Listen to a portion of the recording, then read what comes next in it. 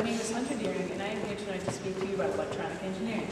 I have chosen this topic to research because I hope to pursue it as a future career path. Electronic engineering is one part of engineering that deals with the study and use of electricity, electronics, and electromagnetism. Electronic engineering is used for many military and industrial purposes. The technology we have in our world today is nothing like what we had in the past. Electronics have revolutionized the world, from iPods and cell phones to personal computers. We use a number of high-tech devices multiple times a day. We have advances at a great speed and in so many ways. One of the main things we have made major advancements in is being able to make nanotechnology for memory and processors. Although nanotechnology causes pollution during production, the benefits far outweigh the drawbacks.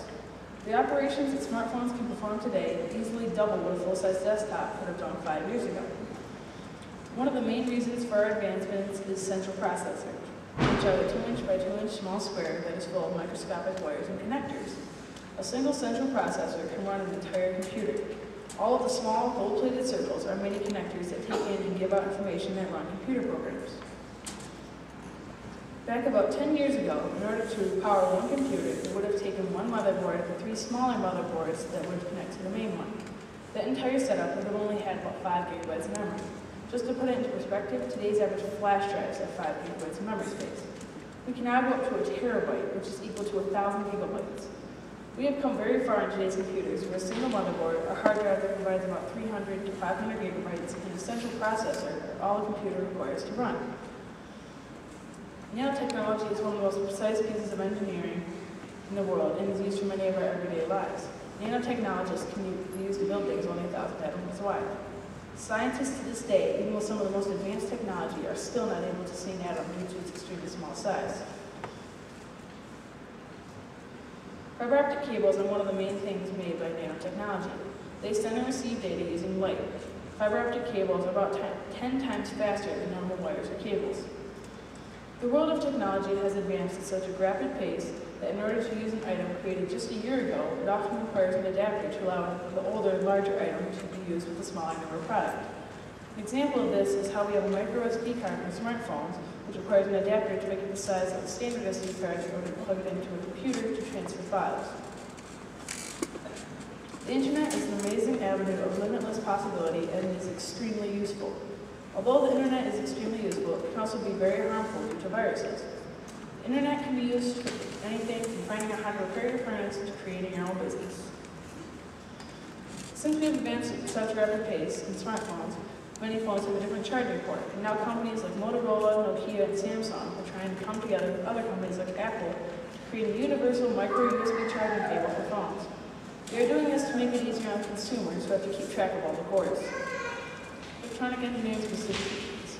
In order to be an electronic engineer, you need to have at least a bachelor's degree, primarily in electronic engineering. A master's degree makes a very significant difference in pay scale, but the cost of the master's degree is on average $90,000 to $100,000. An associate's degree takes only 2 years with less cost, but the downside is that the associate's degree does not qualify for as many jobs as a bachelor's and master's degree. There are many jobs available that you can get with a master's degree in electronic engineering, like circuit analysis, microcomputer systems, manufacturing management, programmable controllers, or even automation. Most of these jobs are done in laboratories, offices, manufacturing industrial plants, and on construction sites.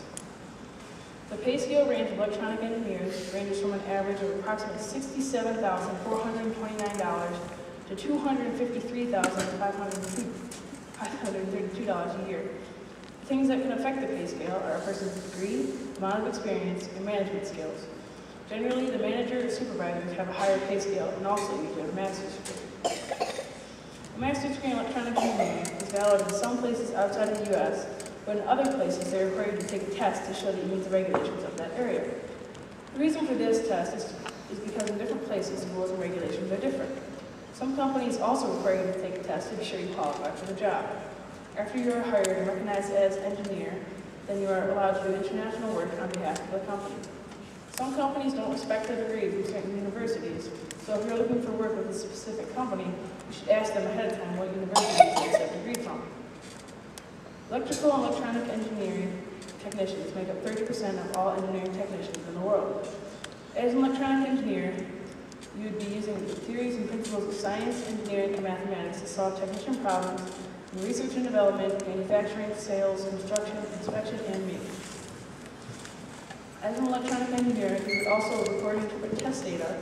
In order to do this, you need to have a good foundation of math. A good foundation of math is provided by electronic and computer engineering, which is provided by an engineering degree. The master's degree programs in engineering at the University of Michigan range from about 33 to 66 hours in required credits. The credit hour averages at about $855. It varies depending on if you are a resident of Michigan or not. Electronic engineering is a mixture of the electronic industry and the engineering industry. Since it is a blend of two different industries, there are many more opportunities for job placement and higher pay scale. A master's degree in electronic engineering unlocks all of the opportunities you can get within the two industries. This single degree is very good for many career choices like licensed engineer, medicine, law study, business and entrepreneurship, art and design, international studies, and even music. Electronics are integrated into every facet of our everyday lives. They impact our ability to communicate, learn, share information, and make the world around us much more accessible. I want to be part of taking that to the next level. CSPA has showed me two people that were the Wright brothers. Even though they didn't have master's degrees, they were still able to engineer the first aircraft. They saw a need, imagined possibilities, and then used engineering to bring it to life. Orville Wright once said, "If we worked on the assumption that what is accepted as true really is true, then there would be little hope for advance." Another quote by Orville that reminds me of the opportunities at CSPA is, "We were lucky enough to grow up in an environment where there was always much encouragement to children to pursue intellectual interest, to investigate whatever aroused curiosity. At CSPA, I had the opportunities to learn about and grow in areas that interest me. Thank you and have a good night."